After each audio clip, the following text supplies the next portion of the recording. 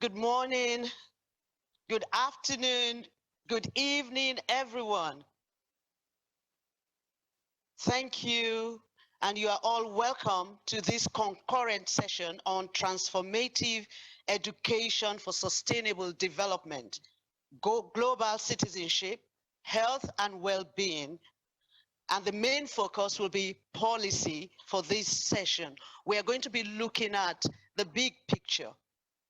The transformative education for sustainable development, global citizenship, health and well-being, also enshrined in target 4.7 of the SDGs, is often still considered as marginal issues in the education policies of many countries in relation to the emphasis placed on access to education. Moreover, synergies and complementarity of these thematic areas have yet to be explored further to ensure they are integrated into education policy. Given the importance of our current challenges globally, such as climate change, discrimination and conflict, physical and mental health problems that threaten the very foundation of our societies, there is an urgent need for education systems, in particular, education policies, to address these matters more holistically, creatively, and more centrally. Taking into account the transformative experiences at the country level highlighted this morning in the plenary session, this session will discuss what needs to be transformed in the education system. And in particular, we are going to be looking at two main questions. What needs to be transformed in education policy? The first question. And the second is how to bring about this change. What are the challenges and opportunities? So we're going to be taking a big picture look, and we're going to be looking at the what and the how. And maybe it's important for us to note that this session is going to feed into a bigger session on Wednesday, session 4.1. So please remember to log in also at that time. With me, we have four brilliant speakers who have been in the business of education for sustainable development. And my first speaker is going to be Mr. Arian Walls. I've worked with him for many years in this field. He is the UNESCO Chair, Social Learning and Sustainable Development, University of Wageningen, Netherlands. Welcome, Mr. Arian. And following that, we're going to have discussants, and they are Miss Anna Karin Johansson. She is the Secretary General, Swedish National Commission for UNESCO, Ministry of Education, Sweden. Welcome. And then we're going to go on to Brazil, where we would have Mr. Felipe de Souza Costa, Sao Paulo Municipal Secretariat of Education, Brazil. And then we'll come back to join me in Africa, in Senegal, where we'll be hearing from Mr. El Hadji Gaye, founder, Banlieue UP, Senegal. So these are very exciting speakers, and I'm looking forward to hear them. And of course, I'm not forgetting you, the audience. You are also going to be a very critical part of this session, because I will be inviting you to share your thoughts, which you can begin to do immediately now in the chat. Tell us where you're from, what's on your mind, what your expectations on using the chat function. And later on, as we go on, we are going to be capturing your specific experience and suggestions, using this Slido function. So thank you, everyone. Permit me now to quickly call on our first speaker, who is going to be giving us an introductory presentation for the next 10 minutes, Mr. Arjen Was. The floor is yours. Thank you, Akpezi. And 10 minutes, that would be a record for me, but I'm going to try. Let me start talking about the importance of good policy, healthy policy frameworks for fostering transformative education in all areas of education, really. Please, next slide. So I think it's very important that we recognize that we must pause and reflect on why is it that we've gotten in this situation where one single species is changing systems, ecological systems that have been formed over billions of years in just a very short time. And all these crises that you see in front of you are kind of nested crises, and they are kind of a manifestation of very deep issues which have to do with how we think, how we connect, how we relate, what we value in life, and the kinds of relationship that we foster. And education has a critical role in creating a culture that is a healthy culture for our well-being, but also enabling us to live more lightly on this earth. And that requires deep thinking, and that's why we emphasize transformative thinking and learning, because we cannot find simple answers to these quite complicated questions, which will require a transformation of self and society. Next, please. So I think we must recognize, if we talk about policy, that many policy frameworks around the world, they very much emphasize testing, ranking, measurement, cognitive knowledge that we can compete with internationally. Next, where there's also a lot of attention for rankings and excellence, and that leads to private education, to advance people who have maybe the access to and the money to get good education. So in some ways, there is now a culture in education and a policy framework that enables certain values of competition, of excellence, of continuous personal growth, to compete with others and to take care of yourself, your own family, which is very important in those areas that are already suffering from poverty and from climate change, where that makes a lot of sense. But ultimately, we need to transform this culture of measurement, accountability, testing, and so on, to create more space for social-emotional learning, for values and ethics, but also for taking action. Next. And so this transition is really a transition not just of, changing businesses, that we can say business as usual is no longer an option, but education as usual is also no longer an option if we want greener, healthier, more equitable cities and lifestyles, and also where we connect the rural and the urban in a healthier way. Not an economy of extraction and exploitation, but a circular economy where people can be more equitable and share the resources that we have, but also being mindful of future generations and other species. And this requires a radical transition, you might say. Next.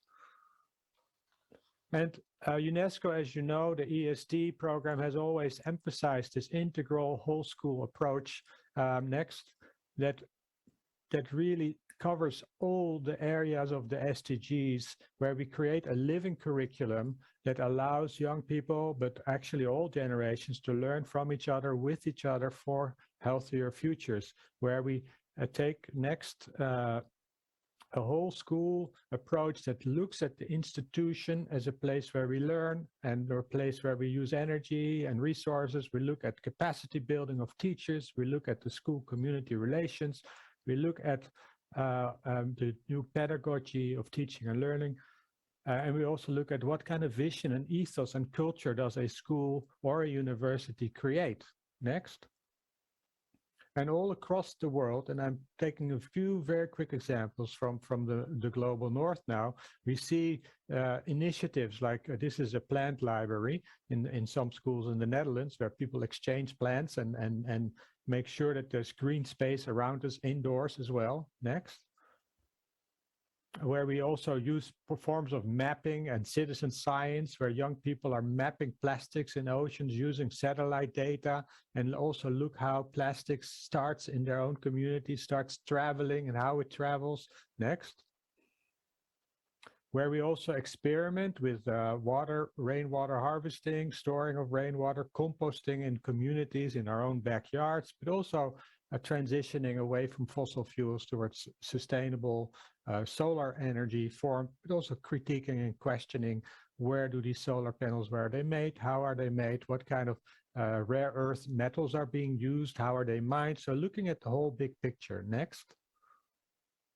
And also using arts more and using children's and young people's capacities and creativity to recreate things based on old materials. Next.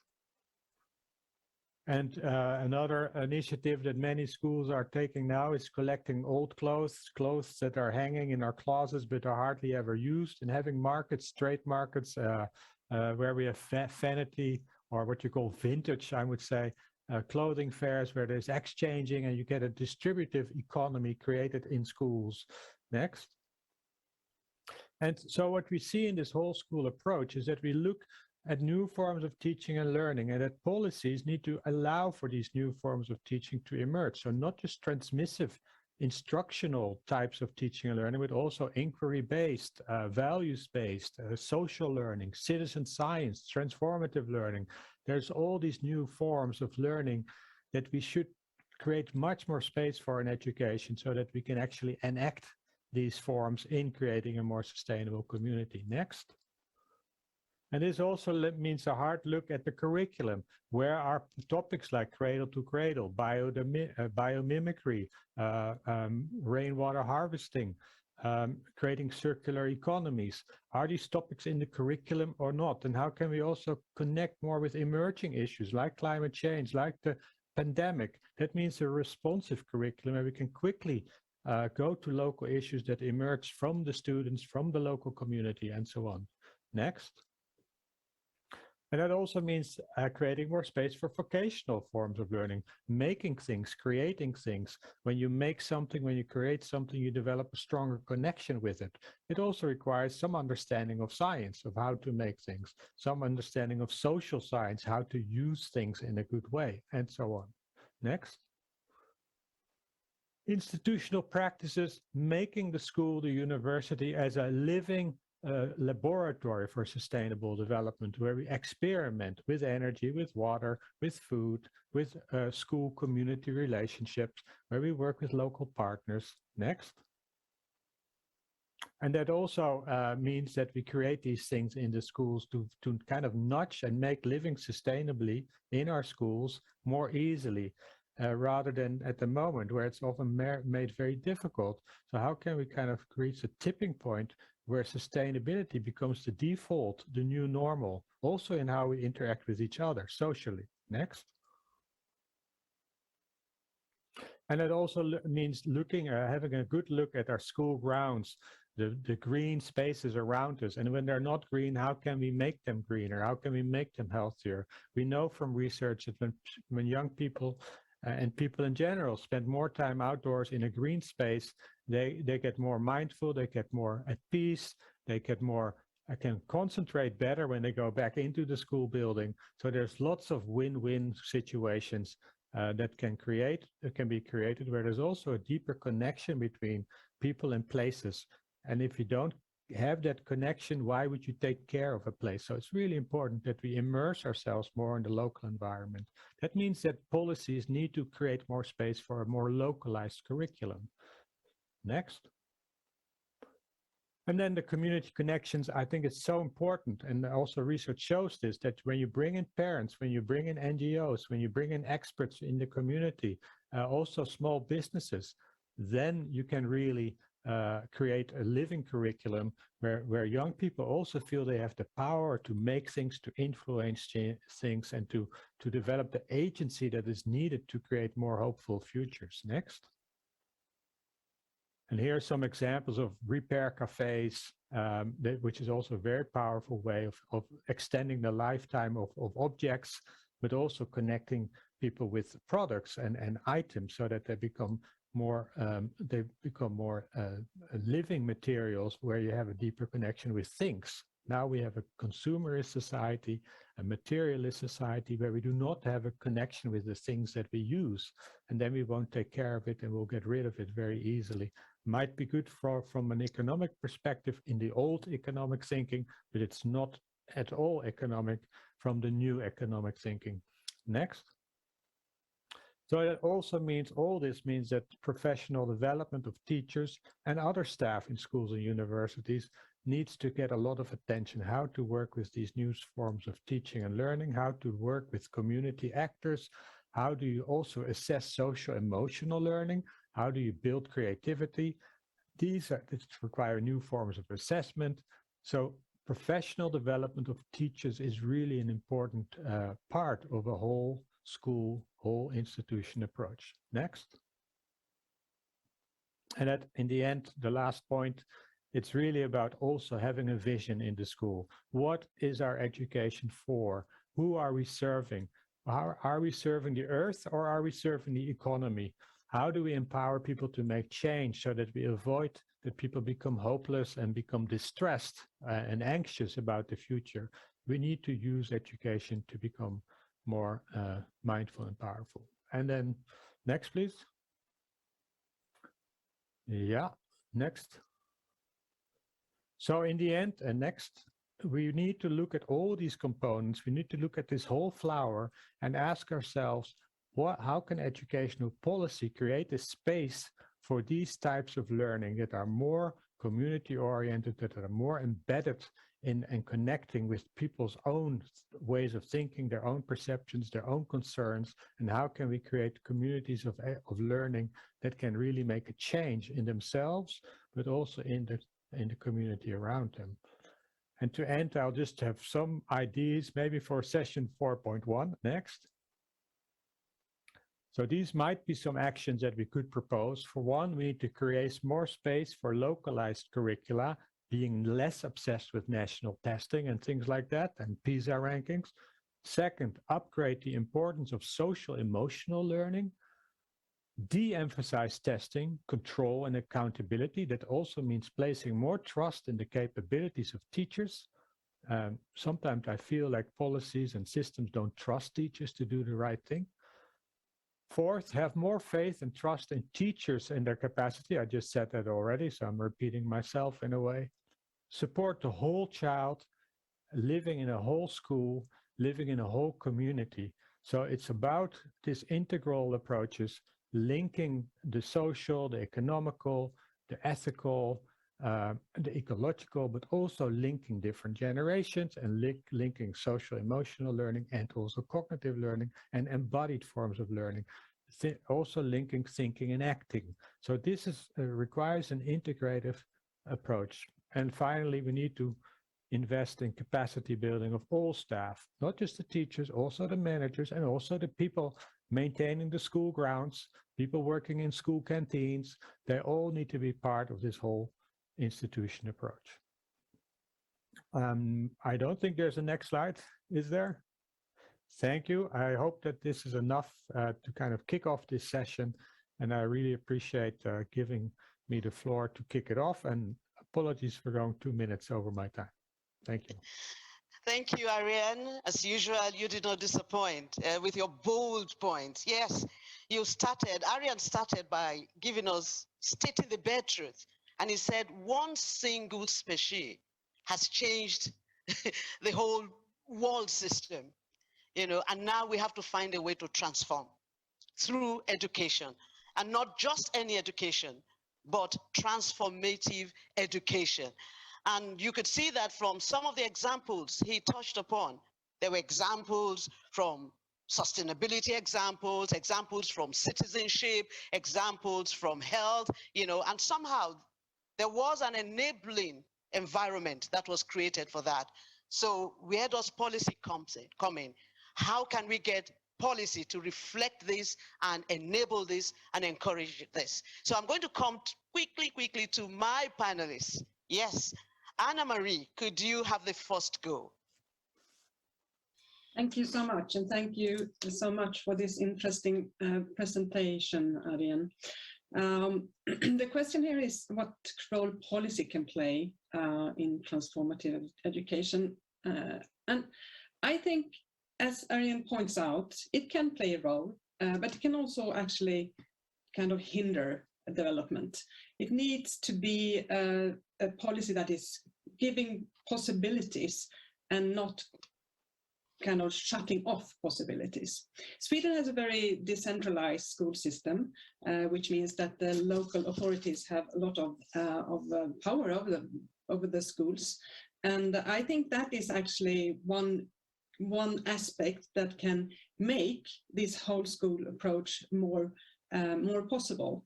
And we have a very interesting project in Sweden. It's actually run by the Swedish UN organization, and it's called Glokal. It combines the global and the local, and it puts together the children, the politicians, and the local communities to discuss the Agenda 2030.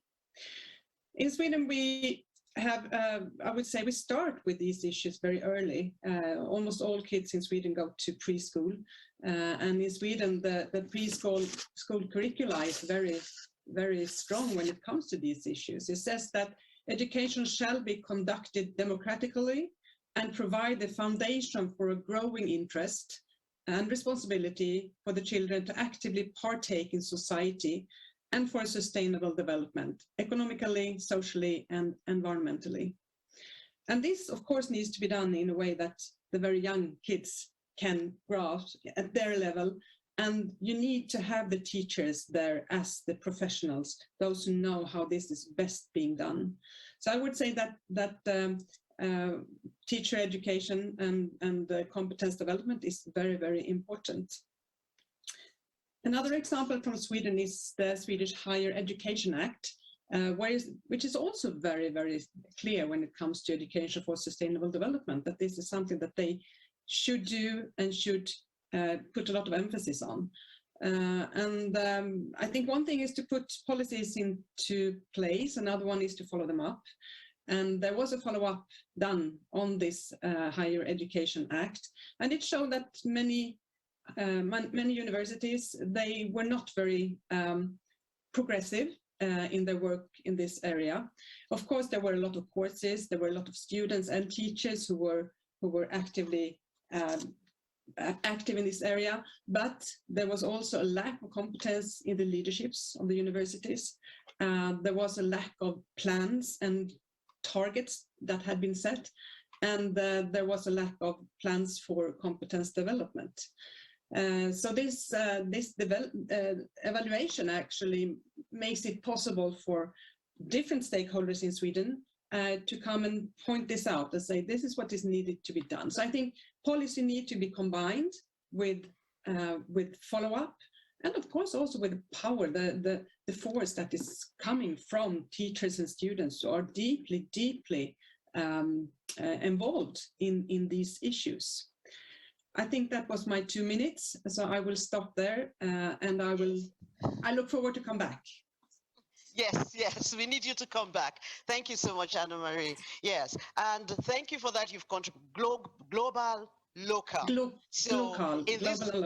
yes, global, yes. So in this move to transformative education, we need to embrace not just the global big issues, but we need to also embrace the local issues. And I think Ariane as well also mentioned on that. So let's quickly go on to Philippe. Could you continue? What are your thoughts on the first main presentation we've had? How do we get policy to reflect and take us on this journey to transformative education? Okay, good morning. Good morning. I prepared some slides right now.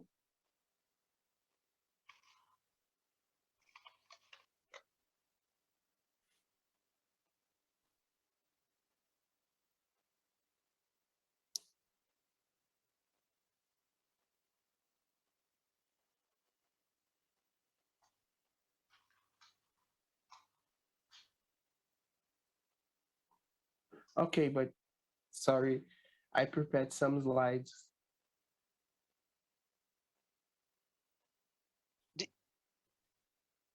Did you send this slide to the? Okay, yeah. Okay, maybe you can speak to this. Just speak to us. Okay, just to speak about the presentation. Yes, So, just 3 minutes now. You'll have more opportunity to make further okay, contributions. okay. So I'm Felipe, and here I am the director of the Curricula Techno Center of São Paulo. And here we have an environmental education center which operates throughout the city of São Paulo with integrated actions, of course, with SDGs. Think of these challenges, the SDGs, as global and local public policy, inevitably involves the act of assume then as an official discourse. That's our biggest challenge here, which in our case is materialized through a curricular public policy, we call it here as currículo da cidade. And for us to take this in opportunities, I think that's the most big challenge we have here in Brazil, specifically in the case of the city of São Paulo. That's okay.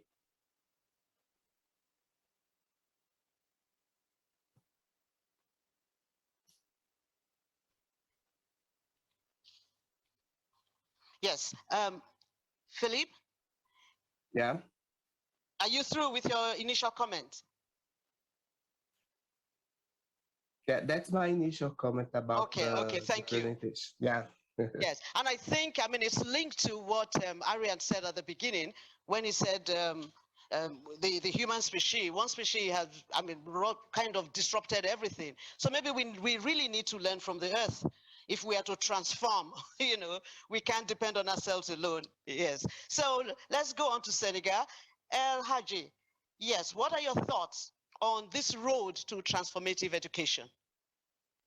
Yes, thank you very much. I think that it's very important to make a link between formal and non-formal education. I'm a CEO of a non-profit organization named Banlieue Up that specifically work on non-formal education. We work with a student, but outside of the school. And those students makes a lot of activities that can be very, very helpful for the community, and they find themselves very useful, and it creates a link between the community and the school. I think policies has to also focus on how to make a formal link between the formal education in the school and the community level, you know, the grassroots level. There is a lot of needs to officially and formally create this link. What is also very important is in terms of citizenship and in terms of local development, students need also to not get involved in those issues, but have their voice in themselves. And in this case, we definitely encourage and actually working on the terms that every school or has to have a lot of like kind of organizations that think not about the environment of the school, but what can they do together outside of school. And this has to be, I think, something that schools has to consider and give some value on this kind of activities. We experienced that since 2014, and it's working very, very well. And what is also the point that we learned is even those young people who are in the school can connect with the young people who did not have the chance to continue the education, the formal education. So they also learn about, you know, many things that they don't have the chance to discover, you know, and they learn exactly by doing the citizenship experience, and by being very, very useful, proud of themselves, and it gives them confidence. And when they come back to school, you know, they can exactly find out outside of school how is important to be involved in community and local aspect. And the other thing is they can do those activities with the teachers, but the policy has also to develop a model that local non-profit organizations can have formal partnership that can help them, build and have a model of education, non-formal education outside of school.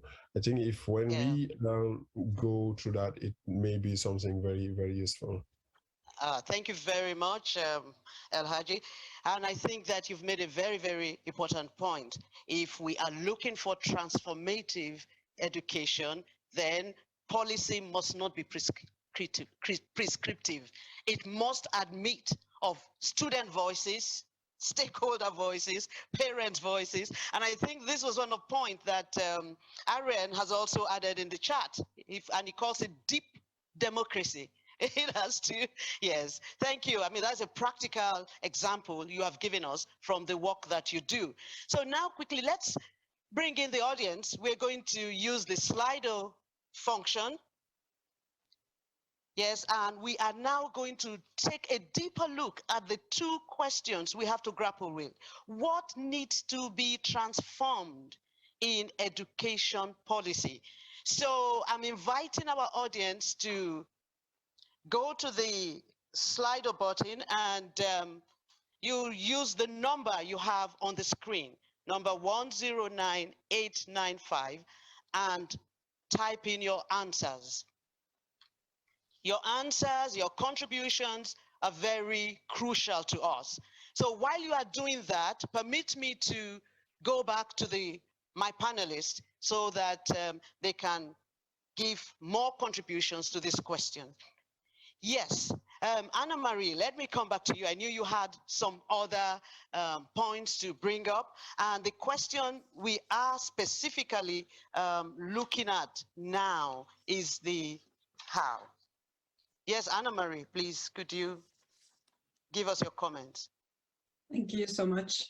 Well, I think also the answer to these two questions, they differ quite a lot in different countries.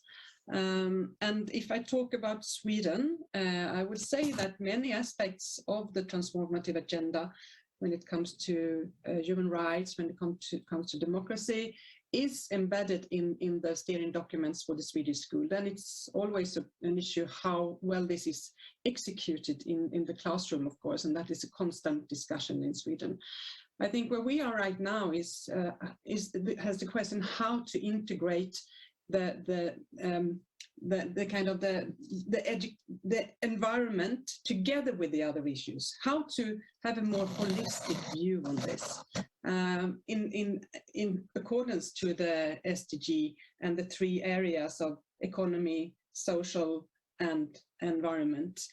How do we combine these, and how do we make this clear, and how do we give young people tools to actually look at this, the conflicts between these three areas, and how can they understand this? How can they analyze it? How can they take action and contribute to solutions? Because that is what they want to do, and that is what gives them hope for the future.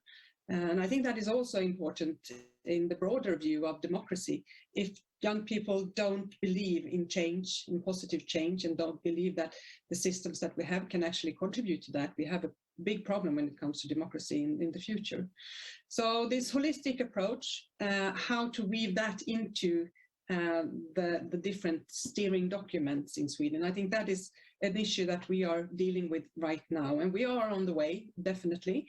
But it's also needed, as I said before, we need more competence development. We need a better understanding in the whole society of the SDGs and how we are dealing with them to find common solutions.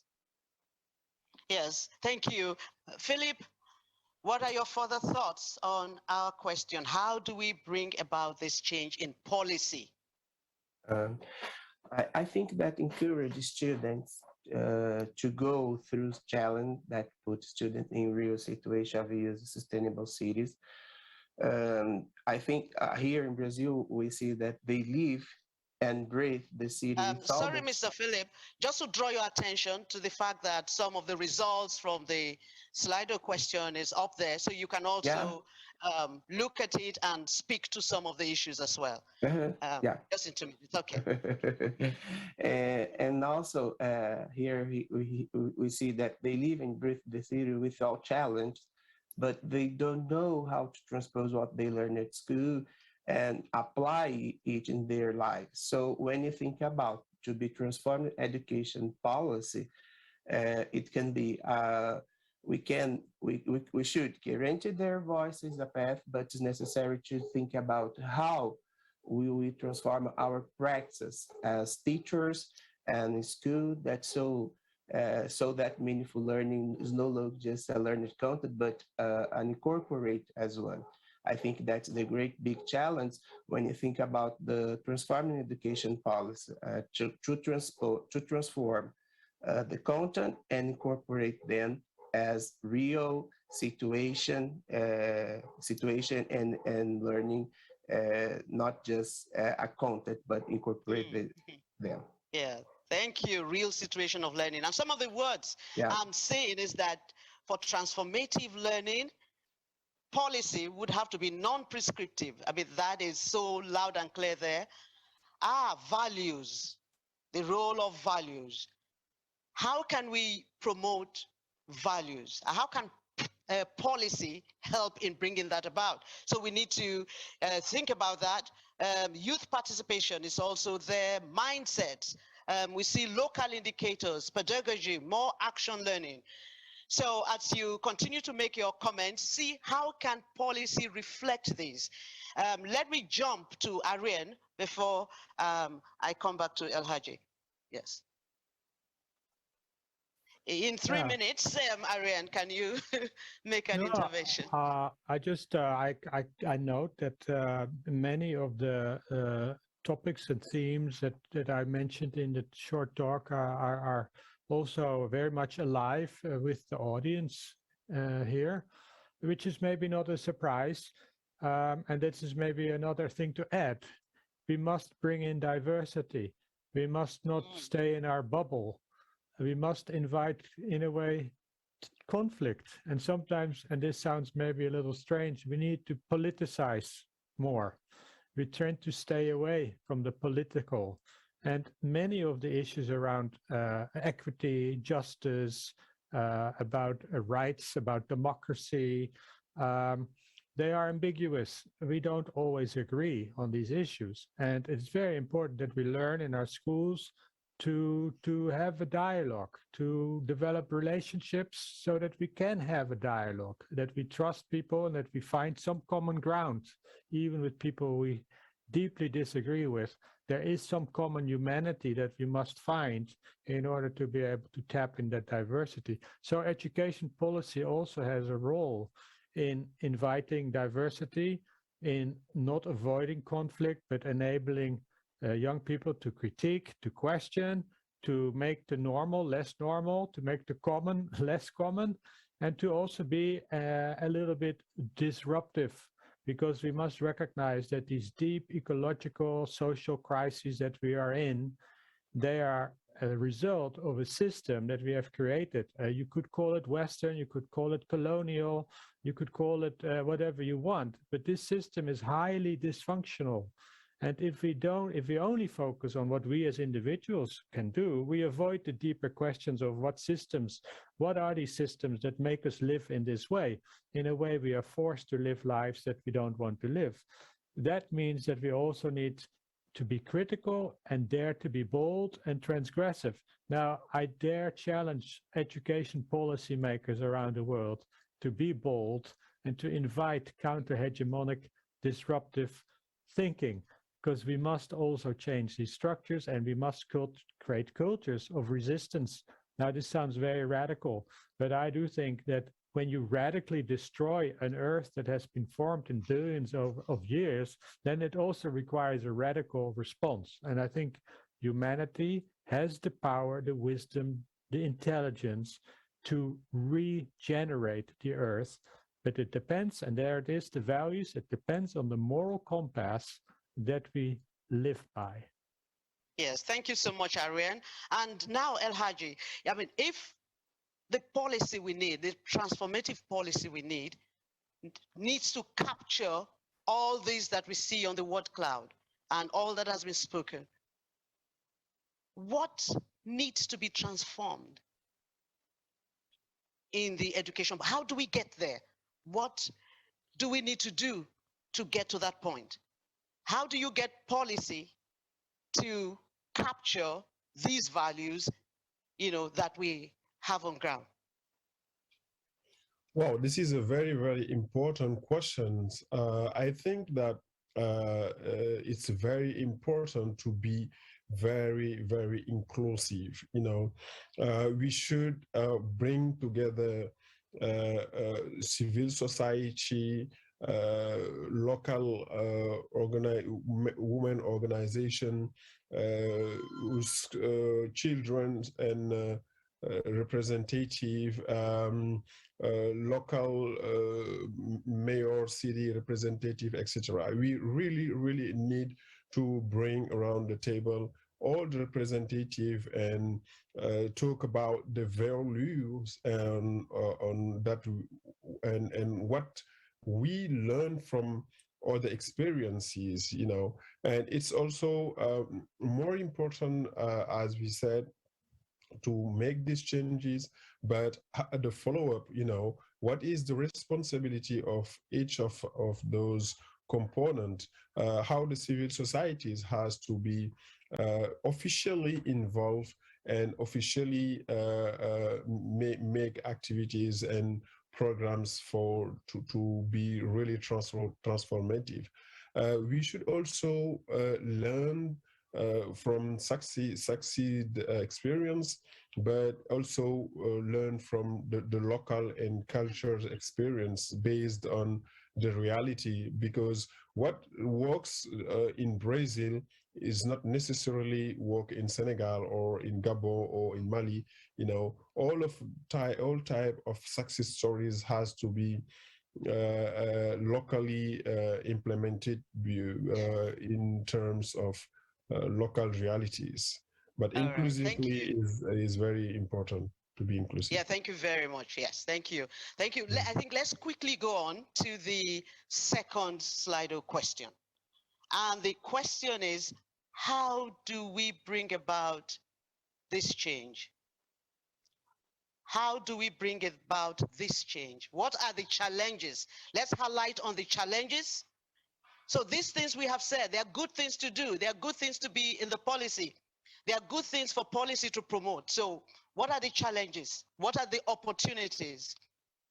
And while our audience, please, could you give us your answers again, your brilliant answers? Thank you for your answers to the first Slido questions. While you are doing that, I'm going to go back to the panelists. But before that, there have been some good chat contributions.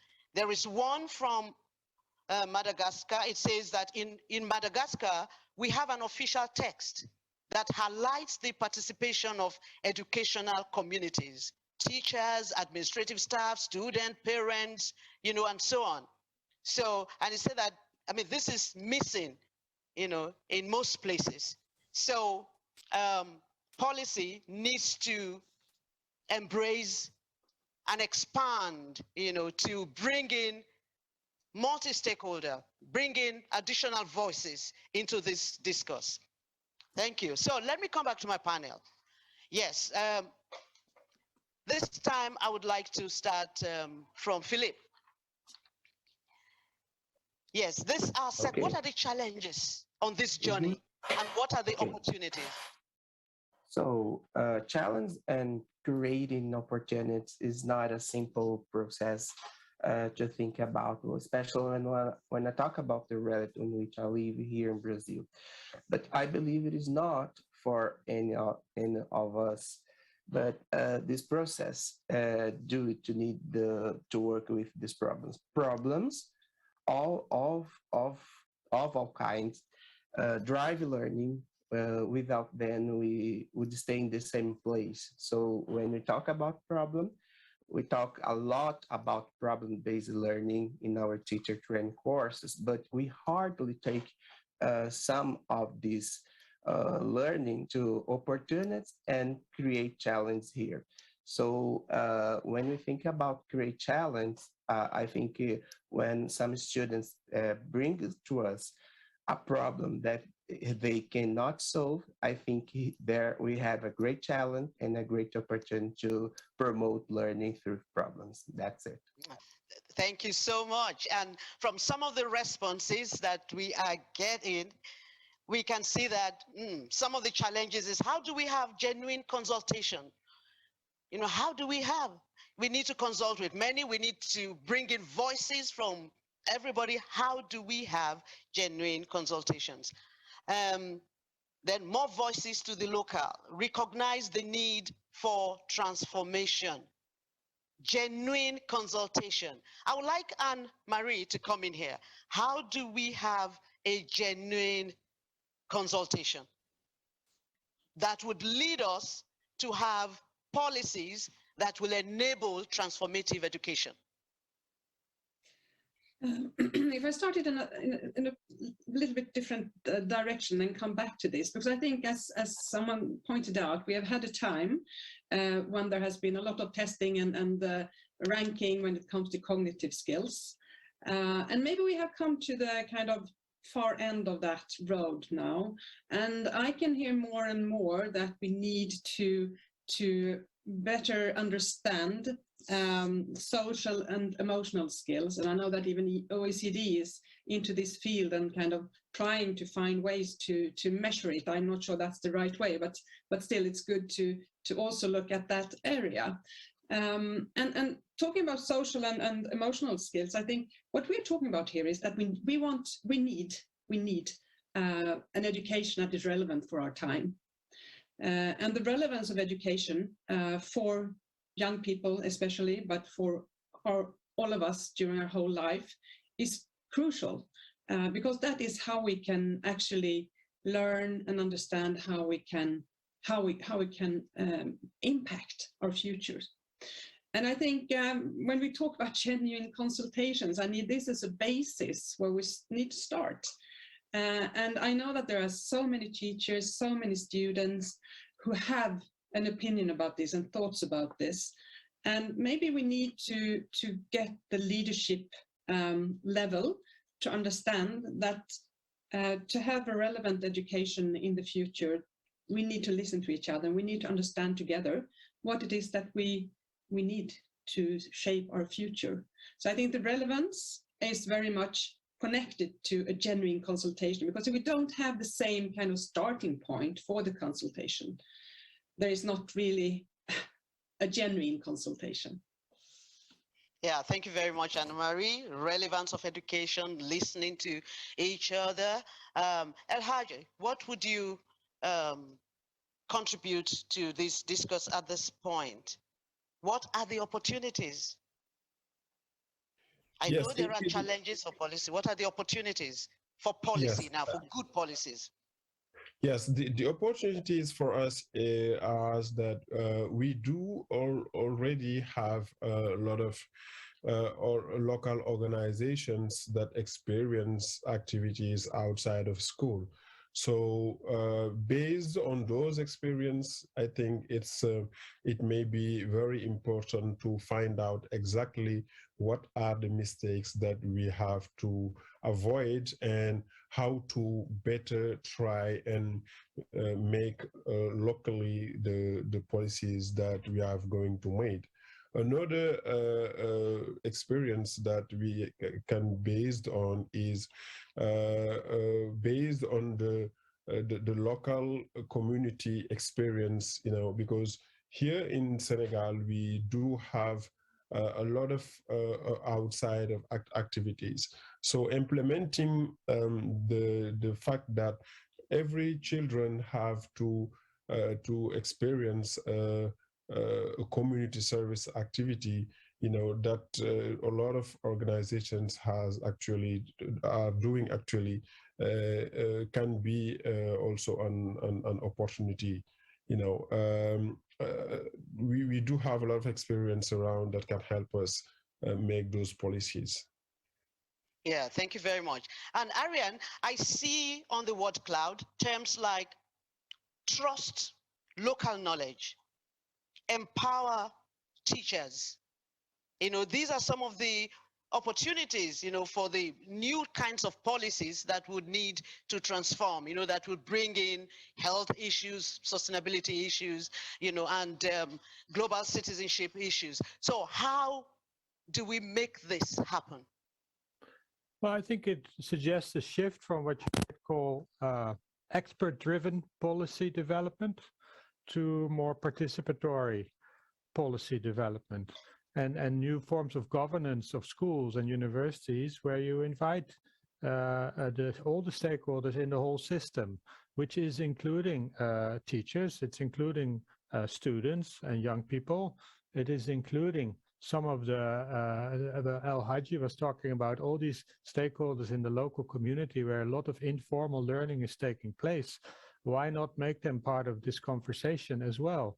More participatory forms of education development and policy making, I think would be very appropriate. Right now we have too much still that it's often people who are very much connected to disciplines, subjects, traditional school subjects that have a lot of power in many countries. And the whole education research and education policy expertise is still built around these disciplinary silos. And they have quite a bit of power in these policies. And we need to kind of de-emphasize the importance of disciplinary subjects.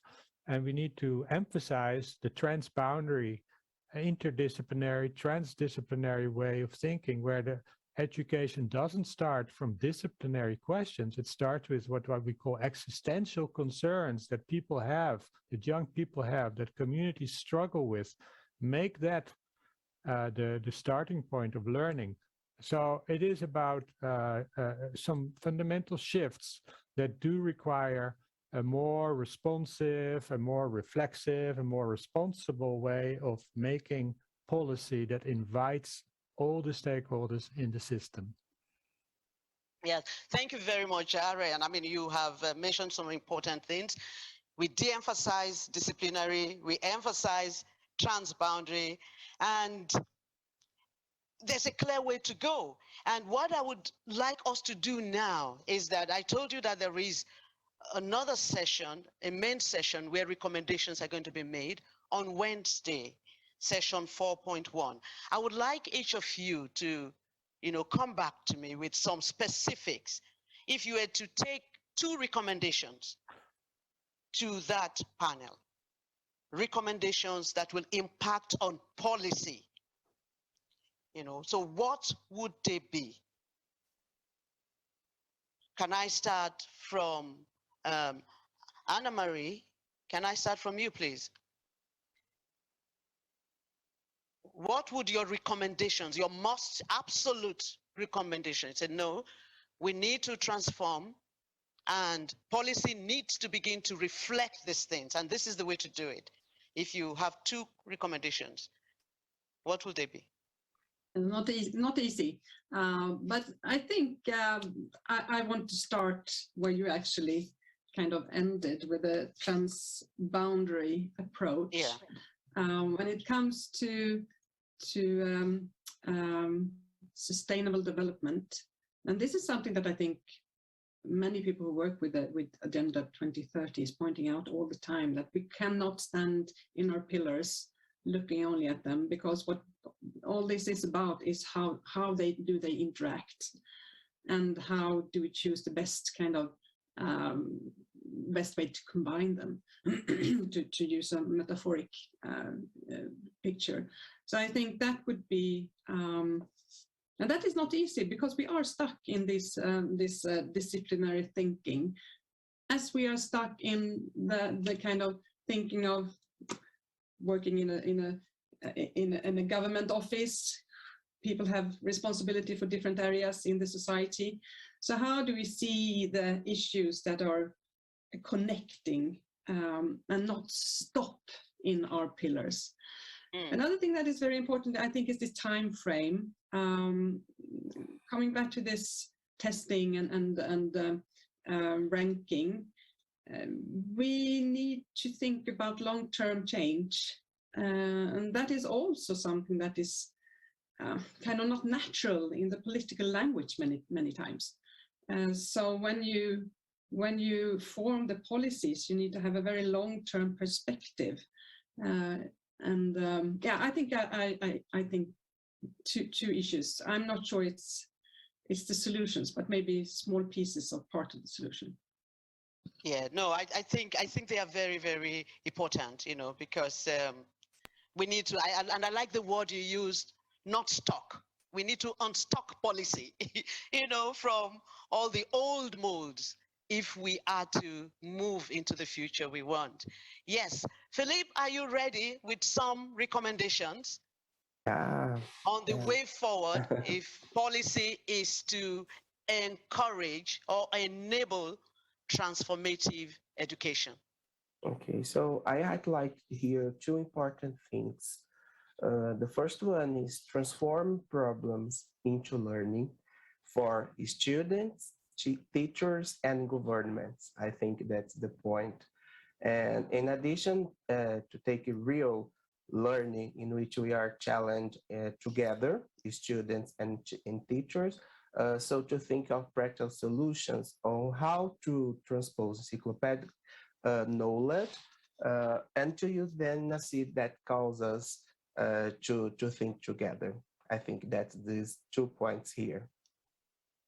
Yeah, thank you. And please let me speak to our audience. We would like to hear from you because this is an important, everything starts with policy. If you have the wrong policy, we would not achieve our goals. So please make your contributions. We need them. Write on the chat, send us questions on the question and answer function. We are looking forward to your comments. So next, let me go to Senegal. Yes, El Haji. Yeah, what are your recommendations? What would be your recommendations to the panel on Wednesday? That please, this is what we want to see in policy, and this is how policy can take us to the future of transformative education. Okay, my first recommendation is to integrate a formal link between formal and non-formal education, and to value all formal education based on community needs. And the second is we need to have more out-school and community service actions with teachers and local civil societies. These are the 2 points that I want to highlight. Okay, yes, and back to you. Thank you so much, El Haji. Arian, yes, what would be your crucial, critical recommendations for the... All right, they're all good so far, and I support them. But to add to emphasize, we need to abandon this culture of testing and accountability and replace it with a culture of genuine learning, where people's concerns and passions and curiosities become the center of education again, like it was meant to be originally. And then secondly, I do think we should have much more recognition and use of this whole school, whole institution approach, where we do not see health, well-being, citizenship as an add-on to be added to an overloaded curriculum competing with disciplines and all that. No, we see it as a systemic change in the whole school system. And that requires this whole school or whole institution approach. So I think policy should embrace that approach and look for ways to develop and support it. Yeah, thank you so much. And I think that most of the recommendations you've all made, without an open process and maybe genuine consultation, or a genuine, like what Marian calls deep democracy, practical involvement of all the stakeholders, we will not get to where we're going. So what do you think? I'm still coming back to you with this question. What will happen if countries refuse to transform their policy, can we get to our dream of transformative education? What do you think? What pictures do you see? Anna-Marie? I think we will see a change anyway, but it will be delayed, because I think the pressure from people, from citizens, will be there, and I can see it in Sweden. So many teachers and students that are active, and they are also calling for a kind of system where they can feel safe and feel kind of that they link in to a kind of net where they can building even stronger. So I think the change will come, but it will be delayed, and that is something we can't afford. Yes, thank you so much. Thank you. And while at this, I just got a comment now from the chat. It says policy should not be restrictive, dictatorial. It should be enabling and empowering for teachers and students. So we don't need a policy. And I think Ariane and all of you have spoken to this. We need to get engaged with the people that matter, the educators, the students, the parents, everyone, not policy coming from above. And I hope our policymakers are going to be listening to this. Philippe, what are your final thoughts as we round up? Here, I think that we are always late when the idea is to change and think about public policy. And the change were born yesterday and need to be thought with responsibly and always unavoidable. So when we talk about public policy in education, I think change, opportunities, and all of these we talked here are always late and need to be thought together. That's it. Thank you. Yes, and Ariane, looking into the future, what do you see? What kind of policies do you think we would have in place, like maybe in 5 years' time, 10 years' time? Do you think all we have said would be reflected in the policies, educational policies around the world? What do you see? Well, it's interesting. If we don't change the policies and then we risk that education becomes an extension of the globalizing economy. And in a sense, is as David Orr, you also know, Akpesi, often has said, makes people more effective vandals of the earth. And that is a problem. So business as usual is not an option, as I said, and education as usual is not an option either. The problem is, if we don't start changing, and fortunately there are niches all around the world, and Anna Karin is talking about a few, but there's also localized curriculum in, say, in Zambia, for instance. So there are different pockets of change around the world that we must really support. These niches can become regimes and eventually can change the whole landscape. There might be a tipping point where these changes that we want will accelerate. If they don't, then this is interesting because the urgency of these global crises is increasing, and the window for interaction, participation, deep democracy is kind of getting smaller.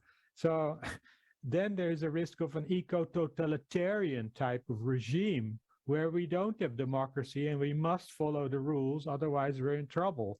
And this is not where we want to end up. So it's good to have this conversation now. We've had them before. So, and I can see, and I'm with Greta Thunberg, we don't want a blah, blah, blah curriculum. That won't change the world. So we must really act now, and I hope policymakers around the world are listening. Yeah, so from what you have said, we all need to learn to change, but it's not just about us. Even the policy makers must learn. It's about lifelong learning, a continuous process of change. That's what true transformative education is. So if we get stuck in our old policies, we will get stuck in the future. We will get stuck in the future. Now, I would want you Just think about a word, and that is to my great, brilliant panelists. Think about a word that you want to drop on this issue.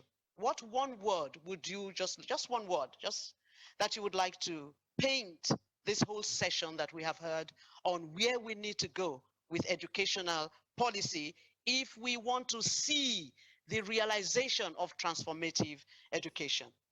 Yes, this time, let me start from Senegal. Yes, El Haji, what one word? Non-formal education. Non-formal, yes. Okay, so let's bring down the walls of partition, of formality. Yeah, that's great. That's a good one. Yes, Philip. Democracy. Democracy. Yeah, democracy. Everybody needs to be involved. That's powerful. Arian. Action. What one word? Action. Yes. Let's all get back. All the policy makers begin to tear up the old policies and get people together, and let's bring about a new policy that is transformative, that would integrate sustainability issues, all the global citizenship issues, all the health issues, all the local issues, and all the technology, all the justice issues, you know, and things that we need to move on. Good. Now, what is the last word from Anna Marie? Global. Oh. This new word.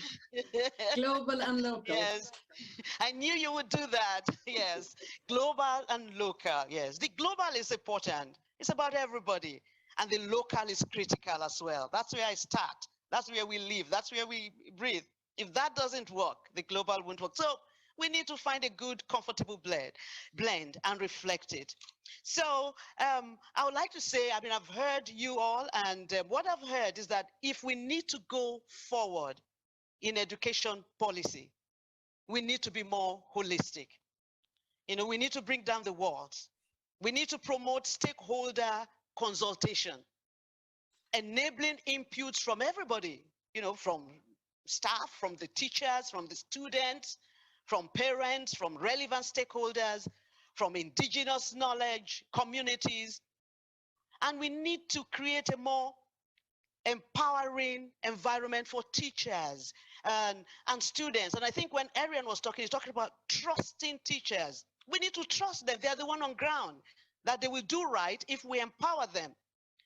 We need to give them the freedom and space to tap on creativity, empathy, knowledge, technology, passion, innovation that we need in our constantly changing world. These things are so critical. We need policies that will give our teachers and our students the wings to fly, keeping hope alive. So for hope to be kept alive, our policy needs to give our teachers and our students the wings to fly. And I think I would like to bring this session to an end at this point. And I really want to thank our speakers. You have been marvelous. You have touched on almost all the needed points. And I thank our audience. Aaron Wells, thank you so much. And Karim, thank you. Philippe, El Haji, it's been great learning from you all. And all our audience, we say bye. Join us on Wednesday, you know, as we meet the next session, 4.1. Bye-bye. Thank you.